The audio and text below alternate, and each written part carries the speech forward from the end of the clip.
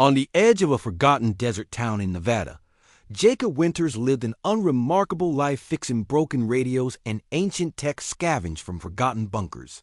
A former aerospace engineer turned recluse, he preferred circuits over people.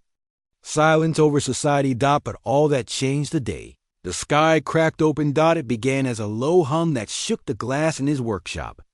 Then came the blinding pulse, a beam of sapphire light streaking down from the heavens. The desert floor trembled. Jacob stepped outside, shielding his eyes as a massive, obsidian-colored craft descended noiselessly, its surface shimmering with strange glyphs. From it emerged a woman. She stood nearly 7 feet tall, clad in armor that looked forged from meteorite and lightning. Her skin was the deep hue of twilight, her eyes like twin violet stars. Strapped across her back was a curved blade pulsing with energy. She walked toward Jacob with the confidence of someone who had conquered worlds, and in her hand was a photo. It was old dog-eared, taken decades ago.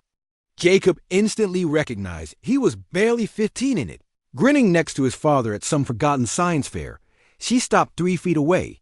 Her voice, though mechanical through her helmet, held an emotion that pierced through translation. "Oh, this is you.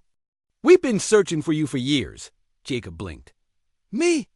Why?" The warrior removed her helmet. Long silver hair spilled over her shoulders. Scars lined her jaw like battle medals. "Because you're the last known descendant of the first engineer, the one who taught us fire." He laughed. "Lady, I fix radios." But her gaze was unwavering.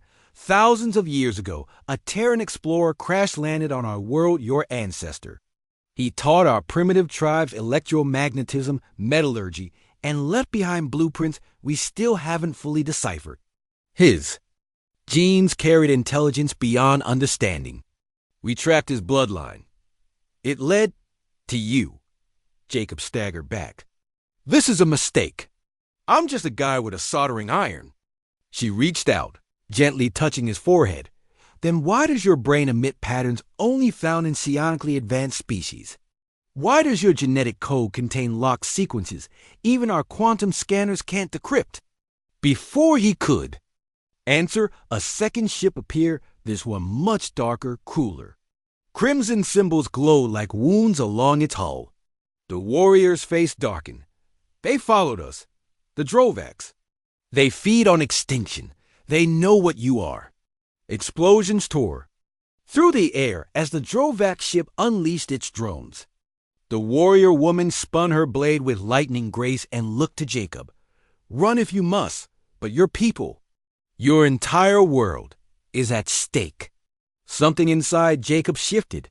He remembered the stories his grandfather whispered before bedtime of alien wars, secret bloodlines, and how one day our family will be called upon.